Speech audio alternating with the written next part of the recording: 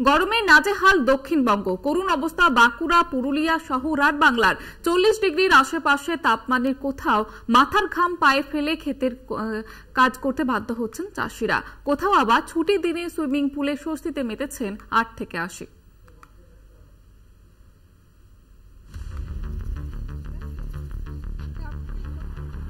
পুড়ছে বাঁকুড়া।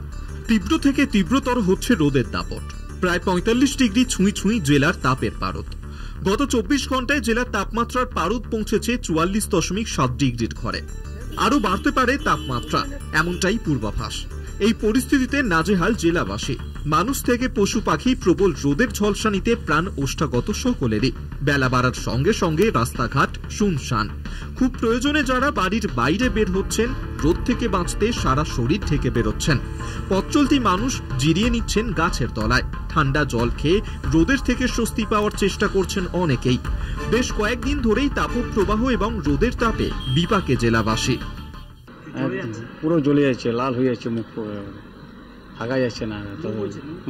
লু তো বইছেই, তাপটাও প্রচন্ড অস্বস্তি তো লাগছে। গরমে সমস্যা বেড়েছে চাষিদের। রোদের তাপ আর গরম উপেক্ষা করেই খেতে সবজি বাঁচাতে মাঠে যাচ্ছেন চাষিরা। একদিকে পেটের টান, অন্যদিকে বিকল্প কাজ নেই, তাই গরম উপেক্ষা করেই চালাতে হচ্ছে কাজ। প্রচুর লোক কাজ করছে, যারা অসুবিধা তারাই মুখ বেরিয়েছে, ঘরে অসুবিধা যাদের। 8টা 1টা 3টা পর্যন্ত থাকবো। নাহলে খাবোটা কি? চাষ না করলে খাবোটা কি? আমাদের তো আর অন্য কোনো রোজগার নাই। 100 দিনের কাজ তো আমাদের পৌরসভায় দেয় নাই, আমরা কেউ দেয় নাই, কিছুই নেই।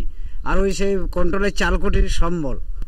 গরমের দাপট থেকে জীবজন্তু, পাখি ও গৃহপালিত পশুদের বাঁচাতে স্নান করিয়ে তাদের তাপ থেকে স্বস্তি দিতে চাইছে বন দফতর ও গৃহস্থ। প্রবল গরমের দাপট থেকে জয়পুর জঙ্গলের হরিণদের সুস্থ রাখতে আসরে নেমেছে বন দফতর। হরিণ বিচরণের জায়গায় জল, নুন, ছোলার ব্যবস্থা করেছে বন দফতর। আমরা এবছরও আপনার ওই আর্টিফিশিয়ালি জল দেওয়ার ব্যবস্থা রেখেছি।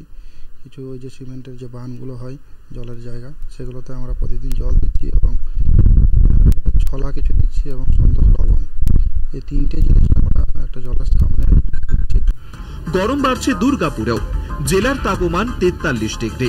ছুটির দিনে গরম থেকে বাঁচতে ওয়াটার পার্কে ভিড় করেছেন অনেকেই। শুনশান রাস্তায় জনপ্রাণীর দেখা মিলছে না, তবে ওয়াটার পার্কে ভিড় করে রয়েছেন অনেকেই। কলকাতা টিভি।